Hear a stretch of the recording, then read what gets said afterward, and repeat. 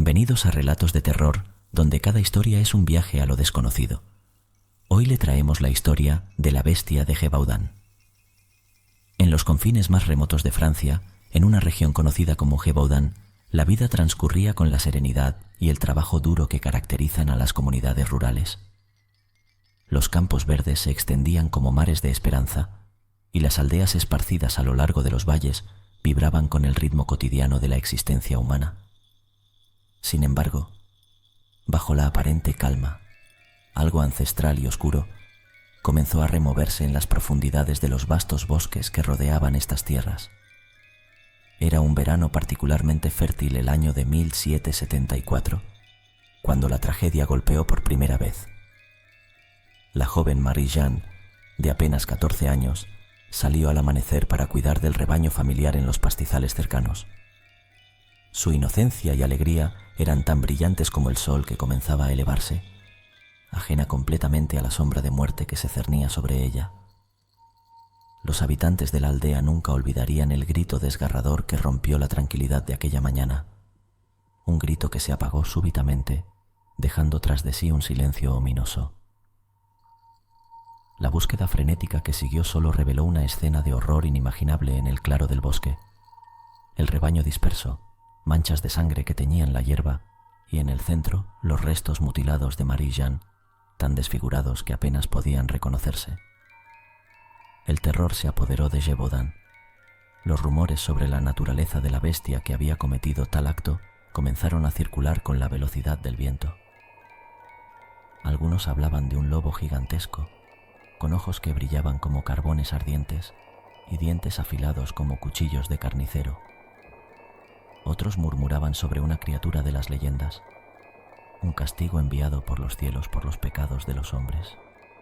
Las siguientes semanas trajeron más ataques, cada uno más brutal y sangriento que el anterior. Ni los más fuertes y valientes entre los aldeanos se atrevían a aventurarse solos en el bosque, y al caer la noche, el temor era tan palpable que parecía otro habitante más de las sombrías moradas de Gévaudan. El rey Luis XV, desde su trono lejano, permanecía ajeno a la creciente desesperación de sus súbditos, mientras que en las aldeas, hombres y mujeres se armaban con lo que podían, decididos a proteger a sus seres queridos. Pero la bestia, escurridiza y astuta, parecía burlarse de sus esfuerzos, desapareciendo en la espesura del bosque tras cada ataque, dejando solo muerte y desolación a su paso. La caza había comenzado, pero no sería la de los hombres contra una simple bestia. Sería una lucha por la supervivencia contra una pesadilla hecha carne, un mal que desafiaba toda razón y que había despertado de las sombras para reclamar Gévaudan como su coto de caza. En este oscuro capítulo de la historia, la línea entre la leyenda y la realidad se desvanecía, dando paso a una historia de terror que se grabaría en la memoria de Francia para siempre. A medida que las noches se tornaban más oscuras y los días más sombríos, la sombra de la bestia se extendía como una plaga por toda Gévaudan. No había rincón seguro. Ni los robustos muros de las granjas ni las oraciones desesperadas ofrecidas en las humildes iglesias podían detener el avance del terror. La naturaleza misma parecía retorcerse, reflejando el horror que se cernía sobre la tierra. Las víctimas seguían aumentando, cada una encontrada en circunstancias más horribles que la anterior. No discriminaba. Jóvenes, ancianos, hombres, mujeres, todos eran presa de su insaciable sed de sangre. Los ataques eran brutales, dejando cuerpos desgarrados que apenas podían reconocerse, como si la bestia disfrutara del sufrimiento que infligía. Los aldeanos, consumidos por el miedo y la impotencia, se reunían en las plazas bajo el crepúsculo para discutir estrategias de supervivencia. Algunos proponían fortificar las aldeas, otros hablaban de formar grupos de caza para rastrear y matar a la criatura, pero la desconfianza se arraigaba en sus corazones. Rumores maliciosos sugerían que la bestia era, de hecho, uno de ellos, un vecino transformado por algún oscuro pacto o maldición. El pánico se convirtió en histeria cuando se reportaron avistamientos de la bestia cerca de las aldeas al atardecer. observando con ojos inyectados en sangre, como si estudiara a sus próximas víctimas.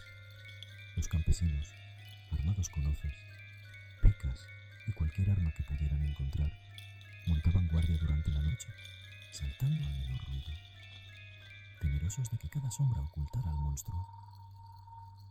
Las historias sobre la bestia se volvían cada vez más extravagantes y aterradoras. Se decía que tenía el tamaño de un ternero, con el pelaje oscuro como la noche sin luna y una fuerza sobrehumana. Sus ojos, relucientes bajo la luz de la luna, eran descritos como ventanas al infierno mismo, capaces de paralizar a cualquier hombre con el mero contacto de su mirada. La Iglesia, en un intento por ofrecer consuelo y explicación a los aterrados feligreses, hablaba de pruebas divinas y de la necesidad de arrepentimiento. Sin embargo, la fe se tambaleaba ante la continua presencia del mal en su más pura expresión, caminando libremente por sus tierras, cazando a sus hijos. En un acto desesperado, los aldeanos organizaron una gran batida, uniendo fuerzas con las comunidades vecinas para peinar los bosques y acabar con la bestia de una vez por todas. Durante días, los hombres rastrearon cada cueva, cada espesura, cada sombra, pero la bestia, astuta y escurridiza, parecía burlarse de sus esfuerzos, dejando tras de sí solo el eco de sus rugidos, que resonaban en las montañas como una burla a su impotencia.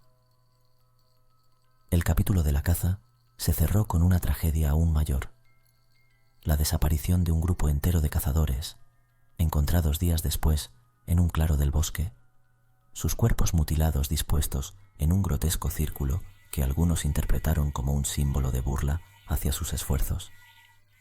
La bestia de Gévaudan no era solo un depredador, era un ente que sembraba el caos y la desesperación, un mal que desafiaba toda explicación, sumiendo a la región en una oscuridad de la que parecía imposible escapar. La noticia de los horrores que asolaban Gévaudan finalmente llegó a los oídos del rey Luis XV en su opulento palacio en Versalles. Las historias, cargadas de sangre y sufrimiento, se filtraron a través de los corredores de poder, susurradas con temor y fascinación. El rey, cuya imagen se veía empañada por conflictos y descontento, vio en la bestia una oportunidad para restaurar su reputación como protector de su pueblo. Ordenó entonces que se organizara una caza real, un esfuerzo sin precedentes para capturar o matar a la bestia y poner fin al terror que consumía a Gévaudan.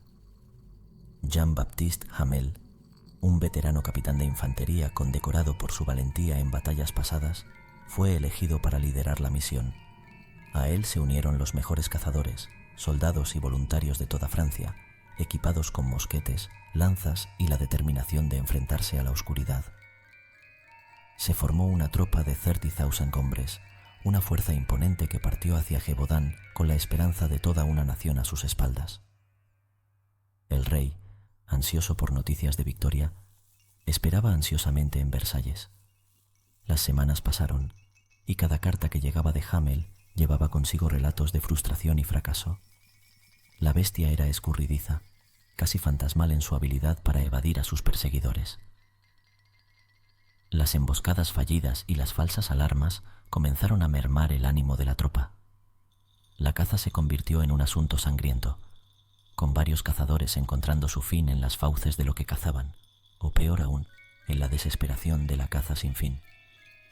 La recompensa por la bestia crecía día a día, alimentando la obsesión del rey por su captura. Historias de valentía y tragedia llegaban a la corte, incluyendo el relato de un grupo de niños que, armados solo con palos y su ingenio, lograron ahuyentar a la bestia y salvar a uno de los suyos. Luis XV, conmovido por la historia, decidió actuar personalmente. Envió una recompensa para los niños y aumentó la oferta por la bestia a una suma que convertía la caza en una empresa digna de reyes. Pero la bestia seguía libre, y el rey, impaciente y desesperado por una solución, recurrió a una medida extrema. Convocó a François Antoine, el más legendario de sus arqueros, un hombre cuya puntería era superada solo por su conocimiento de las bestias y los bosques.